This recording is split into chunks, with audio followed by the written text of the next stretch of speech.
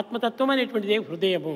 The nature of the self is reflected in hridaya. హృదయాన్ని మనము పవిత్రంగా పెట్టుకోవాలి. We should keep our hridaya highly sacred. దాన్ని ఏ విధంగా పెట్టుకోవాలి? How should you ఒక maintain? చిన్న ఉదాహరణము. A small example. మనము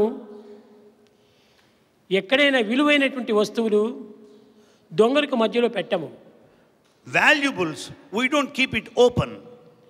ఈనాడు మన యొక్క దయ, ప్రేమ, సహనము, సానుభూతి ఇలాంటి నగలన్నీ కూడాను, విలువైనటువంటి నగలన్నీ కూడాను మైండ్ అనే దొంగకు దగ్గర పెడుతున్నాం.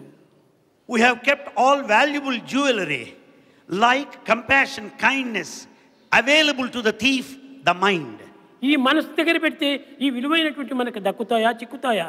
The thief here is the mind. Well, he will never keep these treasures with you. చిక్కనే చిక్కవు, You cannot hold మనకు them. దక్కనే దక్కవు. There's no safety for the valuables. కనుకనే ఈ యొక్క విలువైనటువంటి వస్తువుకంతా ఉండను సరైనటువంటి హృదయాన్ని మనము దాన్ని యజమానుడిగా పెట్టాలి.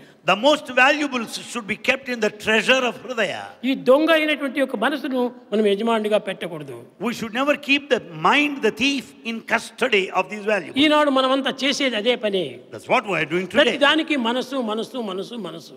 We make the mind the master for everything. ఈ మనసును ఆధారం చేసుకోవటం వల్ల మనసును ఆధారంగా కొన్న మానవుండు The man who goes by the vagaries of the mind, దొంగ కంటిని హీనమై దుర్గను. he will be worse than a thief. ఆ యొక్క మనసుకు ఆధారం చేసుకున్నటువంటి వాడు పూర్తి దొంగ అవుతాడు. You become a thief if you go by the mind. చిత్తము ఆధారంగా కొన్న చిత్తజనుడు Whereas if you think of the intellect, ఆత్మ కంటిని గొప్పయే అనర్చుండు. and you will transcend the principle of the self. చిత్తాన్ని మనం పెట్టుకోవాలి. We should keep in you the intellect. చిత్తశుద్ధి ఓడు ఉన్నాయి పూజ చేయదని అన్నాడు తిరుత్తండాళ్వారు. Tirthundalvar laid emphasis on the purity. కనుక ఆ చిత్తాన్ని మనం ఆధారంగా తీసుకోవాలి. The purity of the mind is the base.